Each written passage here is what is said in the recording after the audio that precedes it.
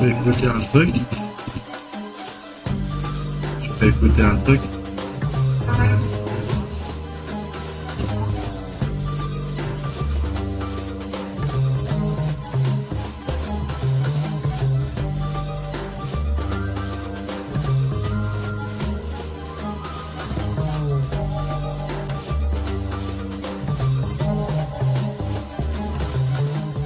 Donc là, parlons un petit peu de cette prétention des Juifs d'avoir inventé le monothéisme.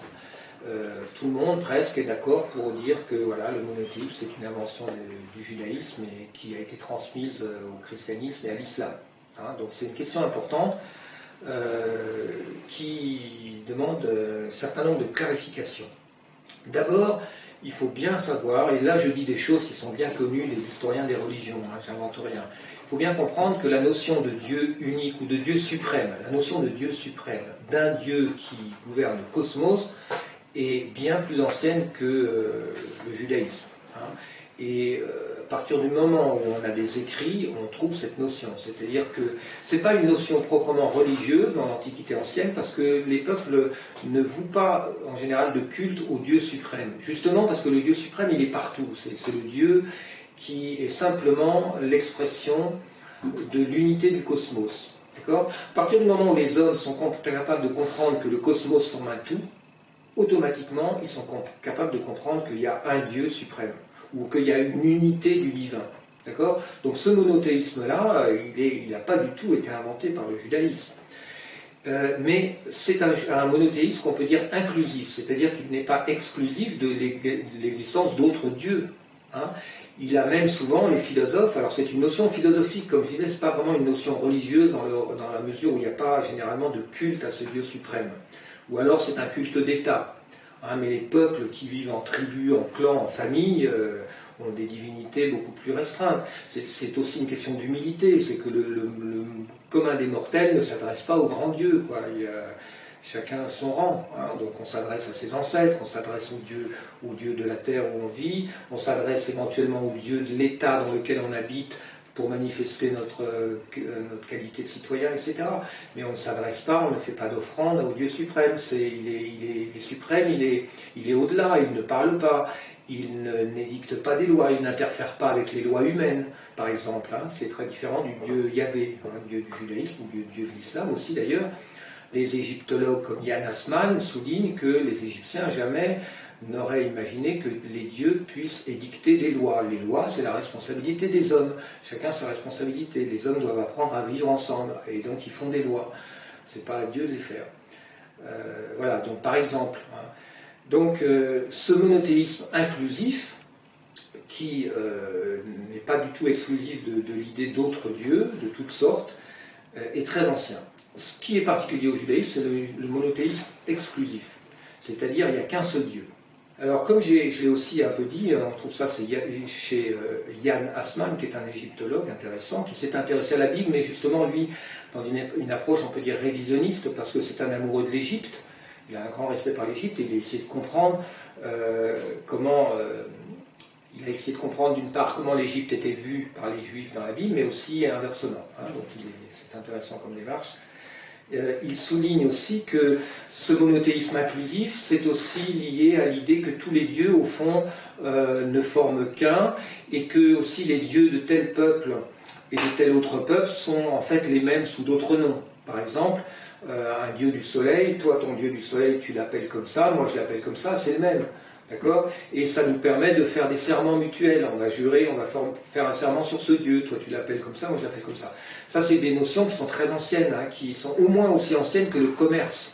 Parce que, comme je l'ai dit, pour faire du commerce avec un autre peuple, il faut arriver à trouver des ententes. Donc, à l'Antiquité de l'époque, déjà, il y a 2500 ans, déjà, on avait établi des sortes de dictionnaires de Dieu, c'est-à-dire entre les peuples. Hein, il y avait un système de traductibilité. On peut traduire mon Dieu, moi je l'appelle comme ça, et toi tu l'appelles autrement, mais c'est le même. Et les peuples avaient établi une sorte de dictionnaire hein, pour s'y retrouver, quoi. Hein. Même si en réalité, quelquefois c'était un peu arbitraire, mais c'était une manière, ça faisait partie de la diplomatie d'une part, hein, entre les rois, mais aussi du commerce et des bonnes relations entre les peuples. Tout ça, si vous voulez, s'intègre dans ce monothéisme inclusif, qui était un polythéisme. Le polythéisme, dans les grandes traditions, incluait en tout cas l'idée que les dieux, au fond ne forment qu'un. Hein, tout ça, c'était, on peut dire, une idée commune, courante de toutes les formes de philosophie. Hein. Évidemment, on trouve dans la Grèce, chez Platon et chez plein d'autres. Deuxième chose qu'il faut bien comprendre, c'est que dans la Bible, et ça encore, c'est pas moi qui le dis, ça a été dit par beaucoup de biblistes, et tout le monde est à peu près d'accord, on voit très bien qu'au départ, Yahvé n'est pas le Dieu suprême, mais c'est simplement le Dieu de la tribu juive, de la tribu des Juifs. C'est très clair, hein. C'est-à-dire que même chez les prophètes pré-exiliques les plus anciens, on a par exemple Yahvé, et dans l'Exode en particulier, lorsque Yahvé s'adresse à Moïse, il dit Yahvé, le Dieu de vos pères, m'est apparu, c'est Yahvé qui va parler aux Juifs, et donc Yahvé est appelé le Dieu des Hébreux.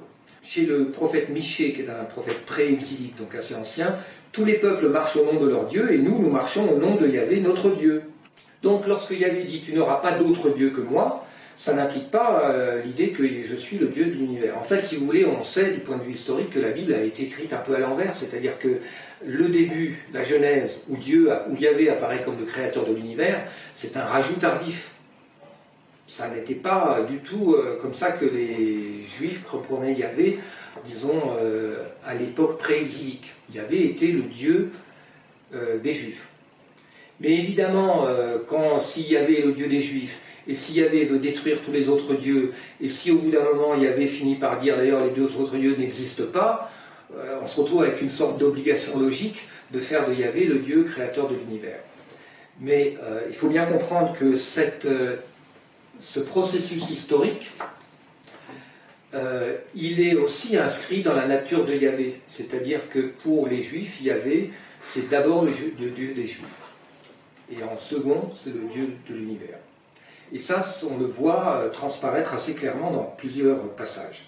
C'est surtout dans le livre d'Esdras que ça apparaît, parce que dans le livre d'Esdras, on a des édits, alors complètement fictifs, c'est-à-dire ce sont des inventions, mais qui sont traités au roi perse, dans lequel le roi perse dit « Yahvé, le Dieu du ciel, m'a ordonné, m'a demandé de vous faire bâtir un temple à Yahvé, le Dieu d'Israël. » Et je n'ai pas le temps de tout détailler, mais on peut faire une analyse assez intéressante de la manière dont le Dieu d'Israël et le Dieu du ciel sont superposés.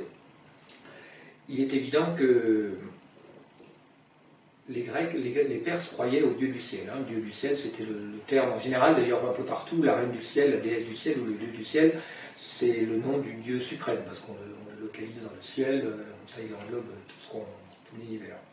Et on voit dans les livres d'Esdras une sorte de stratégie de faire passer le Dieu Yahvé, Dieu d'Israël, pour le Dieu du ciel.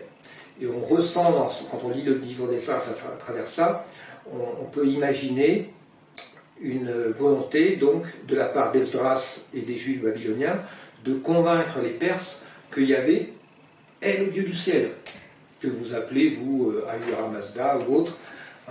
Mais en réalité, en même temps, on voit dans ce même livre d'Esdras que pour les Juifs, parce qu'il n'y a que dans la bouche du roi de Perse que Yahvé est nommé Yahvé, Dieu du ciel. Partout ailleurs dans le livre d'Esdras, il est nommé Yahvé, Dieu d'Israël, si vous voulez. Donc on voit bien qu'il y a un jeu stratégique qui consiste à essayer de faire croire aux nations que Yahvé est le Dieu créateur de l'univers. Alors que pour nous, les Juifs, c'est le Dieu d'Israël, c'est tout. C'est intéressant de décrypter la Bible de cette manière, parce que, comme je le dis, Yahvé est un Dieu tribal qui, à un certain moment, s'est pris pour, un certain moment historique, s'est mis à se prendre pour le créateur de l'univers. Ce qui est très intéressant pour nous aider à comprendre aussi la nature de l'universalisme juif. Parce que si Yahvé est un Dieu un Dieu tribal qui se prend pour le grand Dieu de l'univers, eh bien, ça crée une tribu qui se prend pour l'humanité. C'est-à-dire qu'on commence à comprendre ce qu'est la nature de l'universalisme juif. L'universalisme juif, si vous voulez, c'est le destin du peuple juif vu comme un destin qui prime sur tout le destin des autres nations.